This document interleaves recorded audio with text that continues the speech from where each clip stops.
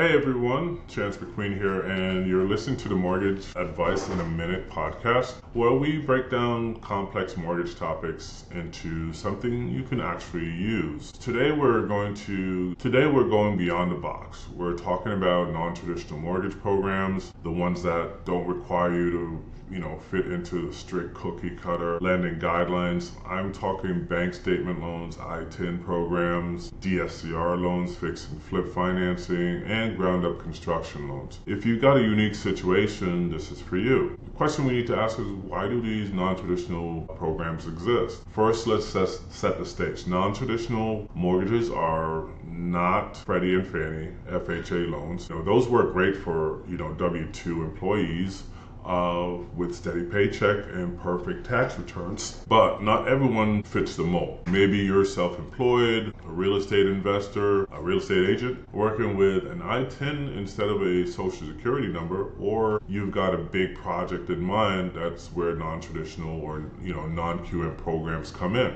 These are designed to help people with strong financial capacity but unconventional documentation or investment goals. They're not hard money, but they also don't follow the tight rules of agency lending that they give flexibility, and in today's market, flexibility is everything. Now let's start with bank statement loans. They're a lifesaver for self-employed borrowers. Instead of using your tax returns, which often show lower income after deductions, we use the 12 to 24 months of business or personal bank statements. We use the average of those months to figure out your qualifying income. And this is perfect for owners, freelancer, gig workers, or here's a tip: keep your deposit consistent and avoid mixing personal and business expenses if possible. Rates are a bit higher than conventional, but for someone who can't qualify traditional, it's a great path to home ownership.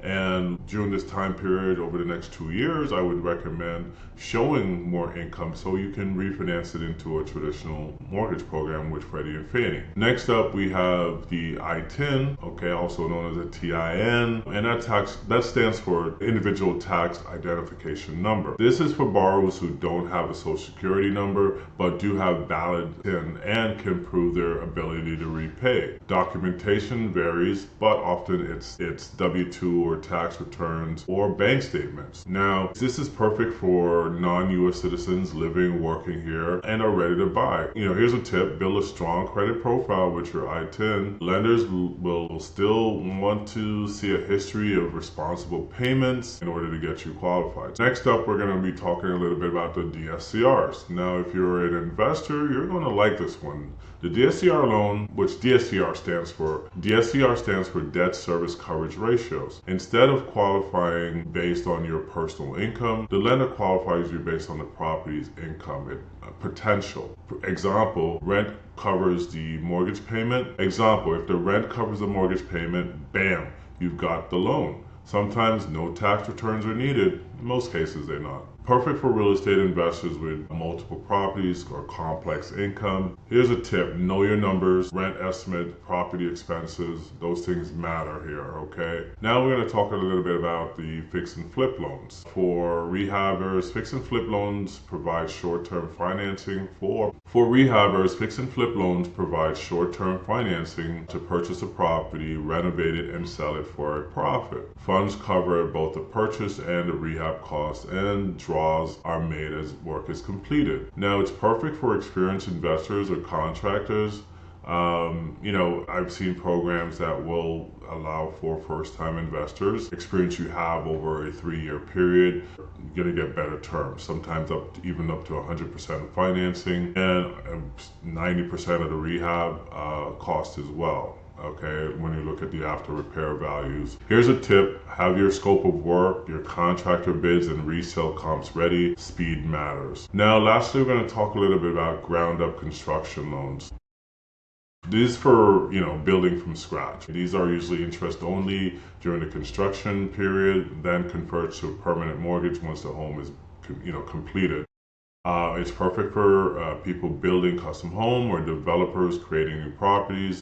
Here's a tip: have permits, plans, and licensed builders lined up before applying. Builders love seeing a ready-to-go project. We have fix and flip programs that would even allow you not to have to pay any interest or make any payments during the construction or the renovation period. Call me or DM me, and I can give you a little bit more information on those programs as well.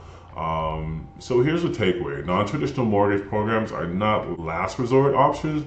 They're strategic tools. Whether you're self-employed, investing, or building, there's a way to structure financing that fits your reality. If one of these programs sound like your situation, reach out. I'm here to walk you through the details, crunch the numbers, and find the right fit. This has been Chance McQueen with Mortgage Advice in a Minute. This is Chance McQueen with Mortgage Advice in a Minute, bringing you the strategies to make smart mortgage moves in 2025. Until next time, keep building, keep investing, and as always, lock 'em and dock 'em. Also, please like and subscribe, set the notification for when our podcasts are available. You'll get those notifications. All right, have a good one.